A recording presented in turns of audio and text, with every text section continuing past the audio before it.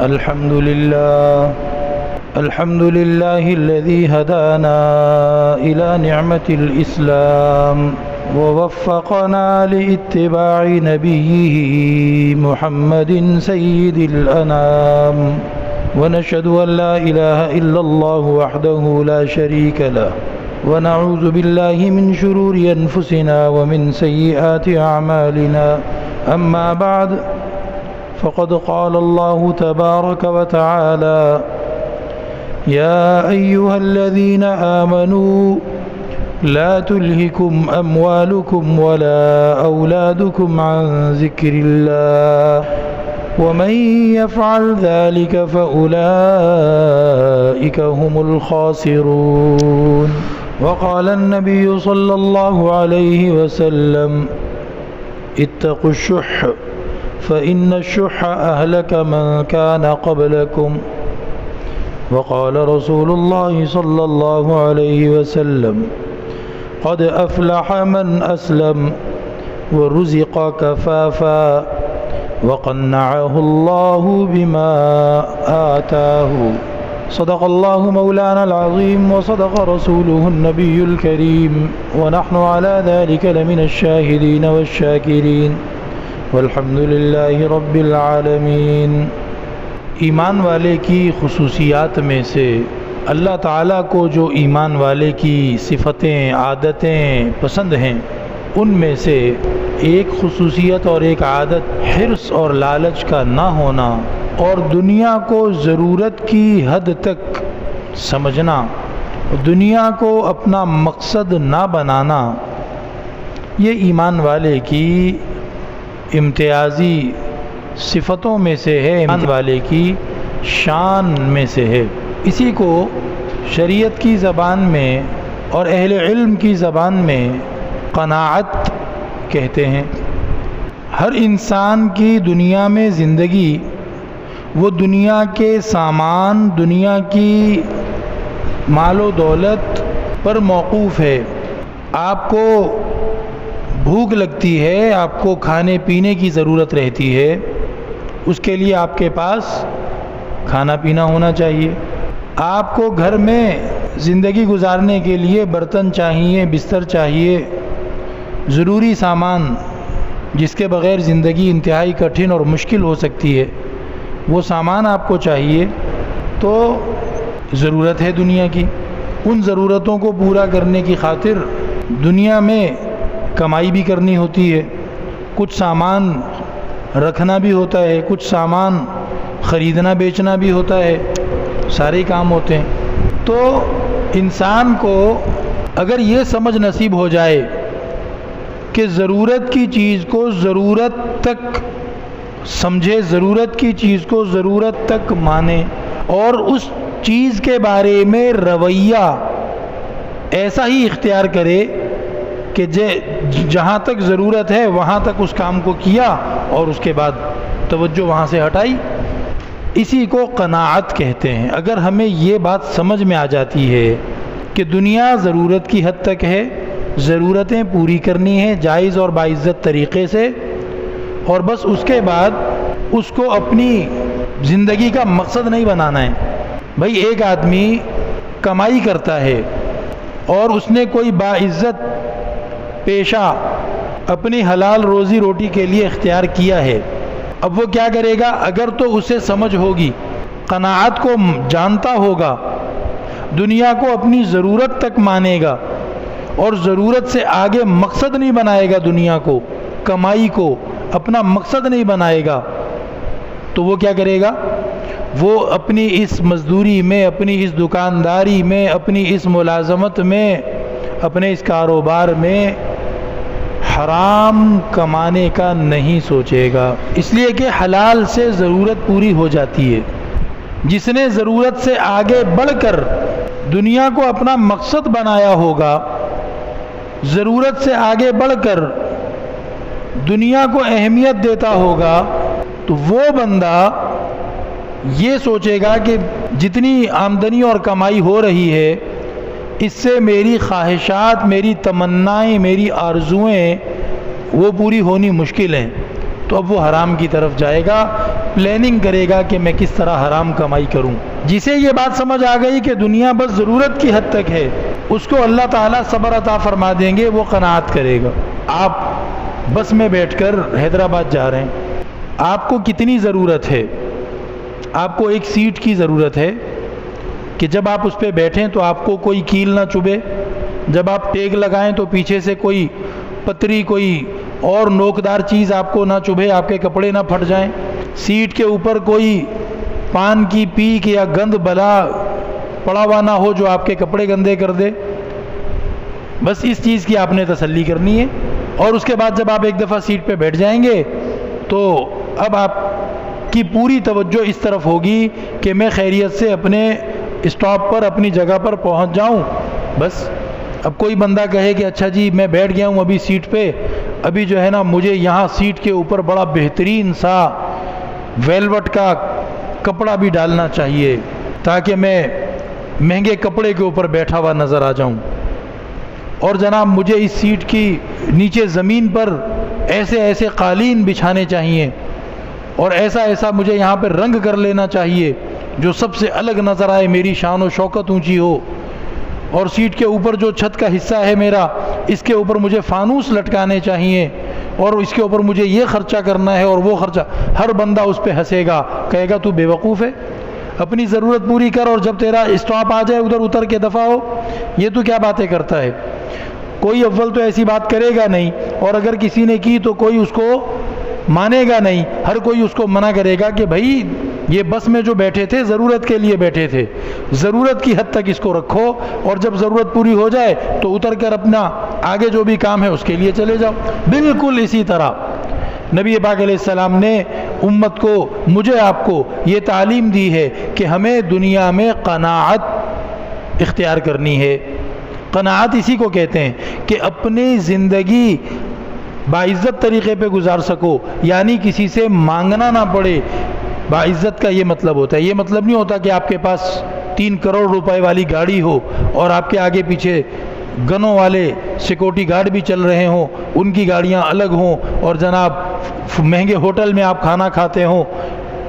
یہ عزت کیا ہے کہ آپ کو کسی سے مانگنا نہ پڑے اور آپ اپنی زندگی خود گزار سکتے ہوں، یہ عزت ہے۔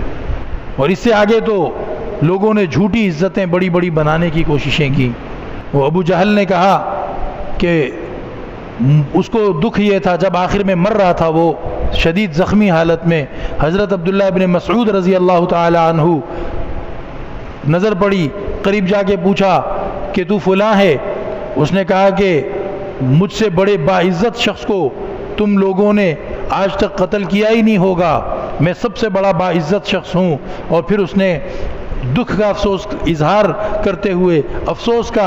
کرتے ہوئے اس نے کہا کہ ہائے کاش کہ مجھے کوئی بڑا جنگجو، کوئی کمانڈر، کوئی لڑاکا، مشہور بہادر مجھے کوئی قتل کرتا، مجھے تو یہ پودے اگانے والے کسان کے بچوں نے قتل کیا، یہ میری بہت بڑی بے عزتی ہے۔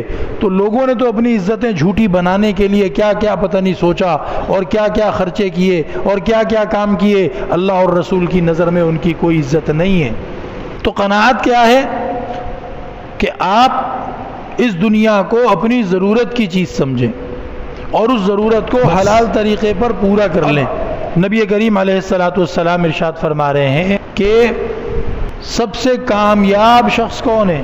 آج کل ہر وہ بندہ جو رکے بغیر تیز تیز بات کر سکتا ہو اور جس کو تھوڑا سا بولنے کا ڈھنگ ہو، وہ انٹرنیٹ پہ اپنا پروفائل میں لکھ دیتا ہے کہ جی میں موٹیویشنل اسپیکر ہوں، میں لوگوں کو جو ہے نا سمجھ کی، عقل کی، کامیابی کی باتیں بتاتا ہوں۔ وہ ہماری بھی ایک پہ نظر پڑی، ہم نے اس کو کہا کہ اچھا سنتے ہیں بھائی یہ کون سی اچھی بات کرے گا، تو وہ کیا کہہ رہا ہے؟ وہ کہہ رہا ہے کہ اپنے آپ کو بیچو، اپنے آپ کو بیچو۔ میں نے کہا الو کا پٹھا، انسان کوئی بکنے کی چیز ہے کیا؟ وہ کہہ رہا ہے کہ جی صلاحیت پیدا کرو، پھر اپنے آپ کو بیچو، لوگ تمہاری قیمت لگائیں، اپنی اچھی سے اچھی قیمت لگاؤ اور جو ہے پیسہ کماؤ اور زندگی کو مزیدار بناؤ۔ یہ انسانیت سے گھری ہوئی باتیں ہیں، انسان بکنے کی چیز نہیں ہے۔ اللہ نے مجھے آپ کو دنیا میں اس لیے پیدا نہیں کیا کہ ہم بھی کسی جوتے اور لوٹے اور بال صاف کرنے والے سیفٹی ریزر کی طرح بک رہے ہوں. ہم اللہ کی اشرف مخلوق ہیں، اور دنیا کا ایسا حرص اور ایسا لالچ اپنے اندر پیدا کر لینا کہ آپ یہ لفظ سننے اور یہ لفظ بولنے میں برا نہ مانتے ہوں کہ انسان اپنے آپ کو بیچے، اس کا مطلب ہے کہ آپ قناعت سے بالکل واقف نہیں ہیں. قناعت یہ ہے کہ انسان کہے کہ میں اللہ کی بنائی ہوئی سب سے بہترین مخلوق ہوں، میرے رب نے مجھے ایمان اور اسلام نصیب فرمایا، میرے پاس سب سے بڑی نعمت یہ ہے.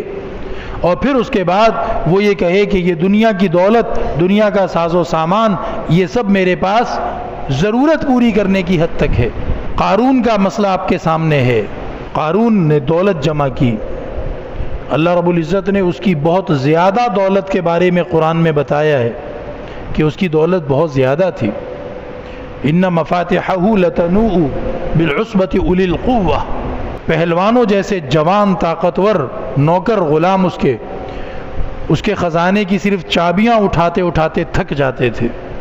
اتنی ساری تو چابیاں ہوتی تھیں تو خزانے پھر کتنے ہوں گے.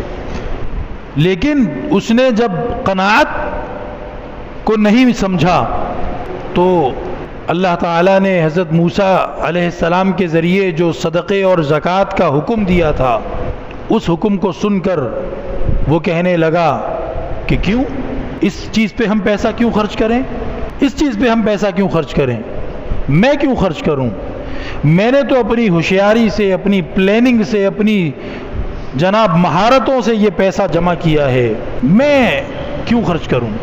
آج شیطان بہت سارے مسلمانوں کے دلوں میں یہی خیالات ڈالتا رہتا ہے کہ جی میں فلاں جگہ فلاں کام پہ پیسہ کیوں خرچ کروں.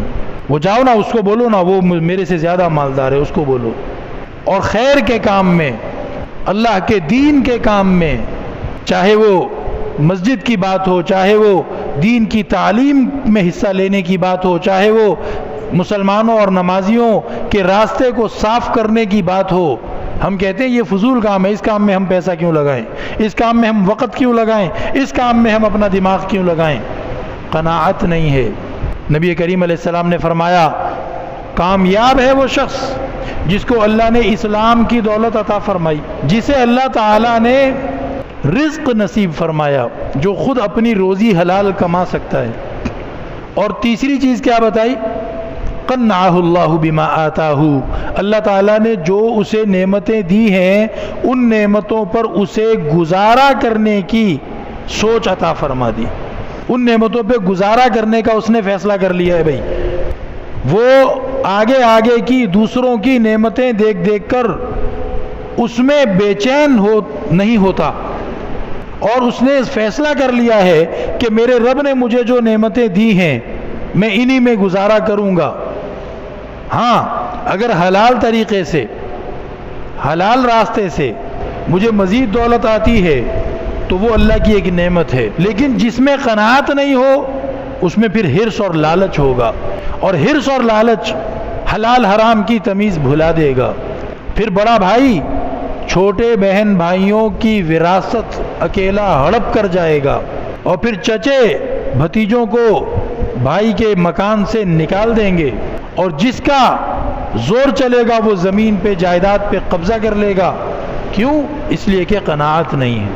اور قرآن پاک میں اللہ رب العزت نے ارشاد فرمایا اے ایمان والو، تمہیں غفلت میں نہ ڈال دے، تمہیں دھوکے میں نہ ڈال دے تمہارا مال اور تمہاری اولادیں کہ تم اللہ کو ہی بھلا بیٹھو. یا ایھا الذین آمنوا لا تلہکم، تمہیں غفلت میں نہ ڈال دے اموالکم ولا اولادکم، تمہاری دولت اور تمہاری اولادیں، عن ذکر اللہ، کہ تم اللہ کو ہی بھلا بیٹھو. اللہ کے حلال حرام کیے ہوئے حدوں اور ضابطوں کو روندتے ہوئے تم جناب آگے سے آگے بڑھتے چلے جا رہے ہو، دیکھا جائے گا اور کچھ نہیں ہوتا. میں نے تو ابھی اتنا صحیح کیا ہے، وہ فلانے سے جا کے پوچھو، اس نے تو کھربوں روپے کا جو ہے نا وہ ٹیکہ لگایا، اس نے اتنا غبن کیا، اس نے اتنا کرپشن کیا، اور اپنے آپ کو تسلیاں دے رہے ہیں کہ میرا گناہ تو چھوٹا ہے، کوئی مسئلہ نہیں ہے. نہیں، ایمان والے کی کیا صفت ہے؟ قناعت. یہ فیصلہ کر لو کہ جو نعمتیں اللہ دے رہا ہے، جو حلال راستے سے مل رہی ہیں، انہی میں گزارا کرنا ہے بس. وہ کسی نے اپنے رکشے کے پیچھے لکھا ہوا تھا کہ جو ملا ہے وہ کوئی کم نہیں، جو نہیں ملا اس کا کوئی غم نہیں۔ تو میں نے کہا بات تو بڑی بازاری سی آسان سے لفظوں میں لکھی ہوئی ہے، لیکن یہ اسلام کی تعلیم ہے، یہ اسلام کی تعلیم ہے۔ جو حلال راستے سے ملا ہے نا، بس یہ کسی سے کم نہیں ہے، اس پہ شکر کرو۔ اور جو تمہارے پاس نہیں ہے اور حلال راستے سے حاصل نہیں کر سکتے ہو، اس کا غم نہیں کرو، اس کو دفع کرو، اس کو رہنے دو۔ اور اللہ رب العزت نے رزق تمہارے ذمے لگایا بھی نہیں ہے۔ اللہ تعالیٰ نے قرآن پاک میں اس بات کو بتایا ہے، فرمایا اعوذ باللہ من الشیطان الرجیم وَأْمُرْ أَهْلَكَ بِالصَّلَاةِ وَاصْطَبِرْ عَلَيْهَا لَا نَسْأَلُكَ رِزْقًا نَحْنُ نَرْزُقُكَ وَالْعَاقِبَةُ لِلتَّقْوَى۔ اپنی فیملی کو، بیوی کو، بچوں کو، بہنوں کو، ماں کو، چھوٹے بھائیوں کو، بڑوں کو یاد دلاتے رہو، حکم دیتے رہو کہ وہ نماز نہ چھوڑیں۔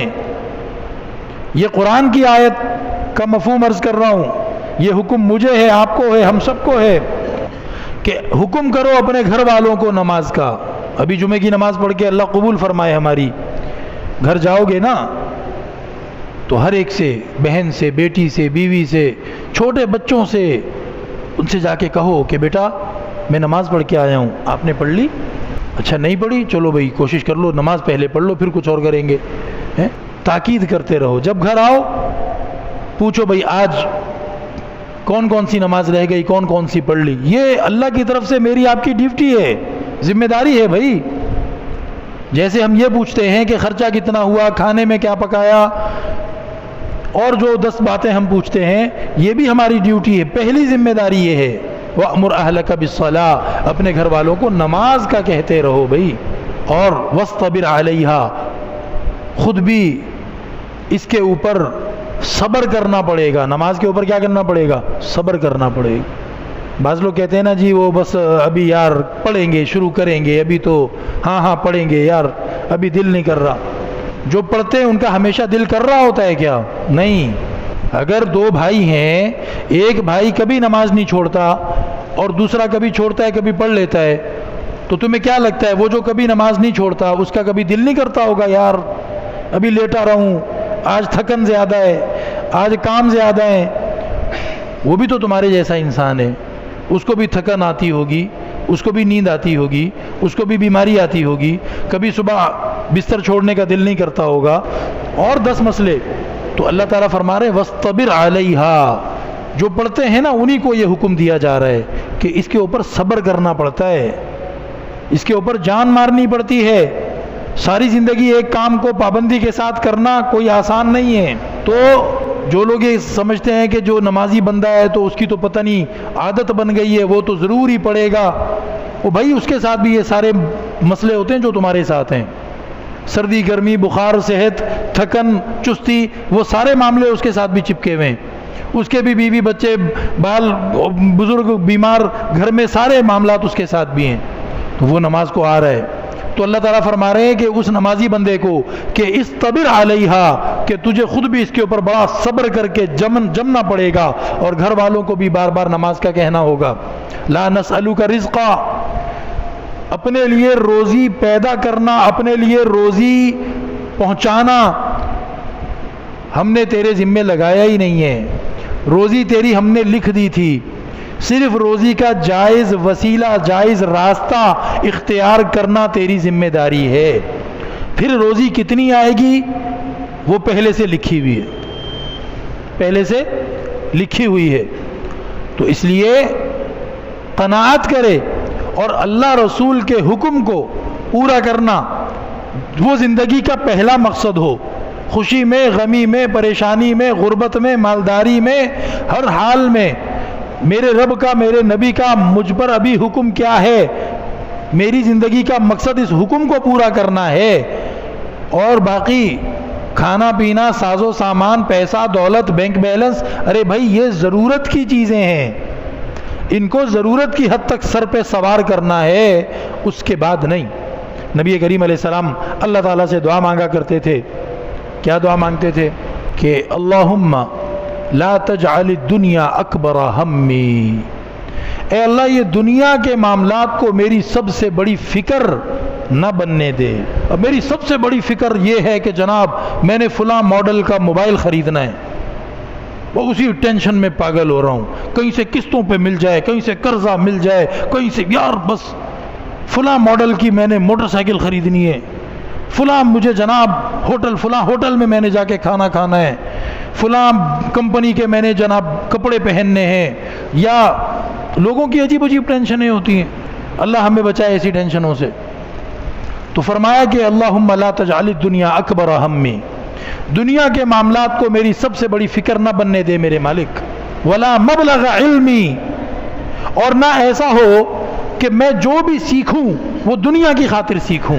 ہائے ہائے، ایسا نہ ہو کہ میں جو بھی سیکھوں وہ دنیا کی خاطر سیکھوں. تیسری دفعہ کہتا ہوں، اللہ کے نبی کیا دعا مانگ رہے ہیں؟ یا اللہ ایسا نہ ہو کہ میں جو بھی سیکھوں وہ دنیا کی خاطر سیکھوں. آج میں اور آپ دین کی خاطر سیکھنے کا کتنا ٹائم نکالتے ہیں، دین کی خاطر سیکھنے کا کتنا شوق رکھتے ہیں، دین کی خاطر سیکھنے کے بارے میں کتنا سوچتے ہیں ہم؟ نہیں. اگر کوئی پکڑ کے بھی دین کی کوئی بات سنانے لگے تو کہتے ہیں چھوڑو یار، اور 10 بہانے ہمارے پاس ہوتے ہیں کہ جی اس وجہ سے اور اس وجہ سے اور اس وجہ سے میں دین کی بات نہیں سیکھ سکتا. ولا غایت رغبتی، اے اللہ دنیا کو میرے شوق کی، میرے شوق کا جو ہے وہ انتہا اور نشانہ نہ بنا، کہ میرا کسی بھی چیز کے لیے شوق وہ بس دنیا کی حد تک ہو. ہے جی، عید کی نماز پڑھنے کیوں آ رہا ہے؟ یار دوست سارے کہیں گے تو نظر نہیں آیا عید کی نماز میں. جنازے میں کیوں جا رہا ہے؟ ابے بھائی دوست کا والد یا دوست کی والدہ فوت ہوئی ہے، نہیں جاؤں گا. یار دوست کہیں گے یار تو جنازے میں نہیں نظر آیا. کسی بھی کام کے کرنے میں وجہ اور شوق وہ دنیا داری، سب دنیا داری. خدا کا، رسول کا، ثواب کا، آخرت کا خیال پتہ نہیں کبھی آتا بھی ہے کہ نہیں. اگر کہیں ایسی جگہ چلا گیا جدھر کوئی بھی جاننے والا نہیں ہے، ادھر تو پھر یہ عید کی نماز بھی نہیں پڑھے گا نا، کیونکہ ادھر تو یار دوست نہیں ہوں گے. ادھر تو پھر یہ جنازہ بھی نہیں پڑے گا کسی مسلمان کا، ادھر تو شاید یہ جمعہ بھی چھوڑ دے گا، کیونکہ یہ تو جو کچھ کرتا ہے وہ دنیا کی چکر میں کرتا ہے. اللہ رسول کی نظر میں آنے کے لیے، اللہ رسول کو راضی کرنے کے لیے تو کرتا ہی نہیں ہے. تو اسی لیے نبی پاک علیہ السلام یہ دعائیں مانگتے تھے، یا اللہ دنیا کو میری سب سے بڑی فکر نہ بننے دینا، دنیا کو میرے علم اور سیکھنے کی وجہ نہ بننے دینا، اور دنیا کو میری شوق اور رغبت کی غایت اور انتہا نہ بننے دینا. میرے بھائیو دوستو، نبی پاک علیہ السلام کی اس دعا کے اندر بھی یہی پیغام ہے کہ دنیا کے ساتھ قناعت کا رشتہ بناؤ. ایک حدیث میں آتا ہے نبی پاک علیہ السلام کے پاس ایک بندہ آ گیا اور وہ مہمان بن گیا. نبی پاک علیہ السلام نے فرمایا کہ بھائی ان کی خدمت کرو. کھانے کو تو کچھ اس وقت تھا نہیں، تو صحابہ کرام دوڑے اور اپنے گھر سے دودھ لانے لگے، بکری کا دودھ. ایک صحابی اپنی بکری کا سارا دودھ لے، دوسرے، تیسرے، چوتھے، 7 بکریوں کا دودھ اس مہمان نے پی لیا. اور وہ مسلمان نہیں ہوا تھا، نبی پاک علیہ السلام سے ملنے آیا تھا، دیکھنے آیا تھا کون اللہ کے نبی ہیں، وہ کیا کہتے ہیں. رات اس نے نبی پاک علیہ السلام کے پاس گزاری، مسلمان ہو گیا. نبی پاک علیہ السلام نے اگلی صبح صحابہ کرام سے کہا بھائی مہمان کے لیے دودھ کا انتظام کرو. صحابہ نے اسی طرح دوڑ لگائی، کل دیکھ چکے تھے 7 بکریوں کا دودھ پی گیا تھا. صحابہ کرام اسی طرح دودھ لانے لگ گئے. ایک بکری کا دودھ پیا، دوسری کا پورا نہیں پی سکا، اور وہ باقی جو صحابہ کرام دودھ لائے تھے اس کی ضرورت ہی نہیں پڑی. اور نبی پاک علیہ السلام نے فرمایا بھئی اور پیو، آپ کی تو ماشاءاللہ خوراک اچھی ہے، کل آپ نے پیا تھا، ابھی اور پئیں. انہوں نے عرض کیا کہ اللہ کے رسول بس سیر ہو گیا اور نہیں پیا جائے گا. نبی پاک علیہ السلام نے فرمایا حرص اور قناعت کی مثال سمجھاتے ہوئے کہ اسی طرح ایمان والا ایک آنت سے کھاتا ہے، وہ ضرورت کی حد تک کھاتا پیتا ہے، اس کو ایک آنت بھرنے کی بس وہ ضرورت ہوتی ہے. اور جو کافر ہوتا ہے وہ 7 آنتیں، مطلب اس کی نیت نہیں بھرتی، اس میں حرص اور لالچ ہوتا ہے. تو بھائی جب ہمارے اندر قناعت ہوگی ہماری زندگی آسان ہو جائے گی، اور ہمیں جو ہے گزارا کرنا آ جائے گا، اور ڈپریشن، ٹینشن، یہ سب بیماریاں بھی ہماری زندگی سے ختم ہو جائیں گی. اور نبی کریم علیہ السلام نے خود قناعت کی سب سے بڑی مثال بنا کے دکھائی ہے کہ صحابیات فرماتی ہیں، بیبیاں فرماتی ہیں کہ ہمارے گھر میں 3 چاند مہینے میں ایک دفعہ آتا ہے نیا چاند، وہ جو پتلا سا ہوتا ہے. بیبیاں فرماتی ہیں 3 چاند آ جاتے، اور ہمارا گھر میں سالن نہیں پکتا تھا، کھجور اور پانی، گزارا اس کو کہتے ہیں. تو بھائی اس لیے اللہ سے دعا ہے اللہ مجھے بھی قناعت نصیب فرمائے، آپ کو بھی قناعت نصیب فرمائے، اور یہ دنیا بقدر کفاف ہے، اور اللہ رب العزت نے محنت کا جو حکم دیا وہ دین کے بارے میں محنت کا حکم دیا۔ ثواب جو آخرت کا کماؤ، اپنی ہمت دکھاؤ، محنت کرو، زیادہ ثواب کماؤ گے، زیادہ بڑی جنت کماؤ گے۔ لیکن اگر دنیا میں بھاگ دوڑ زیادہ کرو گے، ضروری نہیں ہے کہ زیادہ دولت آ جائے۔ آپ کے سامنے مثالیں ہوں گی بہت ساری ہیں، بندہ جتنی بھاگ دوڑ زیادہ کرتا ہے الٹا اور مقروض ہو جاتا ہے، الٹا اور اس کے اوپر مصیبتیں آنے شروع ہو جاتی ہیں جی۔ تو وہ تو اسی لیے کہ اللہ نے روزی قسمت میں جو لکھی ہے بس وہی ملے گی۔ اللہ رب العزت مجھے اور آپ کو قناعت نصیب فرمائے، ایمان نصیب فرمائے، اور دنیا کو ہماری سب سے بڑی ٹینشن، دنیا کو ہمارے سب کچھ سیکھنے کی وجہ، اور دنیا کو ہمارے کاموں کا شوق نہ بننے دے۔ وآخر دعوانا ان الحمد للہ رب العالمین۔